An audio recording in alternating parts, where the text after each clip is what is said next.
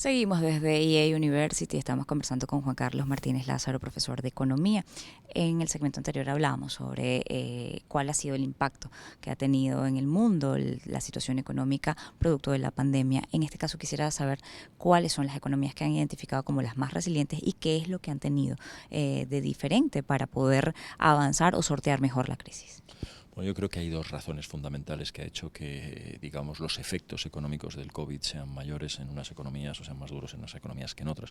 En primer lugar, ha sido, digamos, lo estrictas que han sido las medidas de confinamiento, de aislamiento, que eso ha hecho que aquellos países que han aplicado medidas mucho más severas, de alguna manera los efectos del COVID hayan sido menores que aquellos países que permitieron fueron más laxos a la hora de tomar medidas de confinamiento, de limitación de la actividad económica. Quizá el ejemplo perfecto es China, que fue muy estricta en sus confinamientos, fue muy estricta en sus normas de aislamiento, y eso ha permitido pues que aparentemente la pandemia allí haya golpeado menos que en otros países y que la actividad económica pues haya podido recuperarse de una manera más rápida.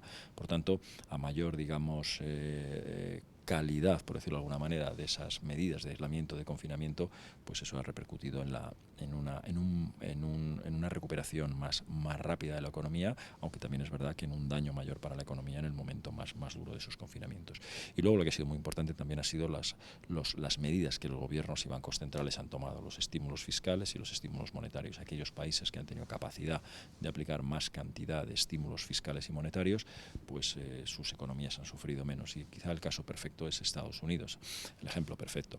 Estados Unidos ha aplicado pues 3 planes de estímulo fiscal que equivalen en torno al 25% del PIB norteamericano, y eso se ha notado en que su economía ha sufrido menos y que la recuperación está siendo mucho más intensa, a pesar de que fue uno de esos países donde los confinamientos no fueron tan estrictos como fueron, por ejemplo, aquí en Europa o en el sudeste asiático.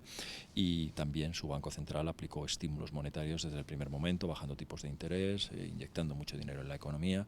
Por tanto, pues allí la economía ha sufrido menos. Entonces, al final, medidas estrictas sanitarias y de aislamiento y, por otro lado, políticas de estímulo es lo que al final ha configurado y lo que hace que haya unos países que estén hoy ya en mejor situación y, digamos, abandonando esa pesadilla del COVID desde el punto de vista económico, y otros que todavía pues si han aplicado menos niveles de estímulo y sus confinamientos no fueron tan estrictos, pues hoy estén sufriendo todavía una situación más compleja. Casos como América Latina lo va a tener más difícil para salir. ¿Es un tema de países, de gobiernos, de estímulos o también un tema de cómo se hacen los negocios? Bueno, es un tema de todo, es decir, influyen actitudes de algunos gobiernos. Ha habido gobiernos que han coqueteado con el negacionismo, como puede ser el caso del presidente mexicano, del presidente brasileño, y eso desde luego ha complicado mucho la gestión de la pandemia. Ha habido, y eso ha sido más general, ha habido menos nivel de estímulo fiscal y de estímulo monetario, aunque los ha habido, pero realmente la capacidad fiscal y la capacidad monetaria no era tan grande como por ejemplo en Estados Unidos o en Europa, y por tanto pues eso resiente la actividad económica. Y por último, pues en América Latina el nivel, digamos, de digitalización que existía en la actividad económica pues era menor que el que había en Estados Unidos y en Europa, y eso ha impedido que esa recuperación sea tan rápida y ha agravado los efectos de la crisis. El teletrabajo no se ha podido aplicar con tanta intensidad como se ha aplicado en Europa o en Estados Unidos.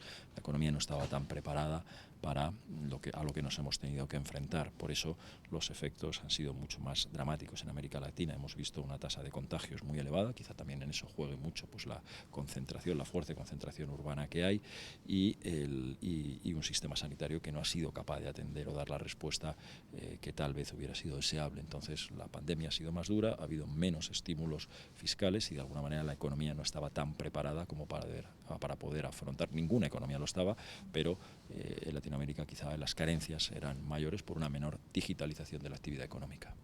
Bien, vamos a hacer una nueva pausa, ya volvemos con más.